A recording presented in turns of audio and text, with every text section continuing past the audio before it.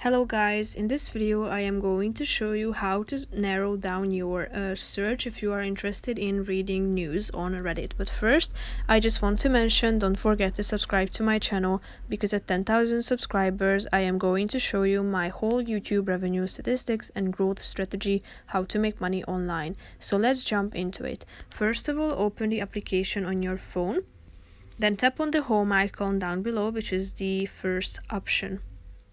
Now you need to tap on the icon in the right side of the screen at the top of the screen under the popular section.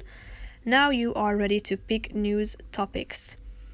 As you scroll down, you can see a bunch of topics, so tap on the ones that you are interested in and tap on the button done.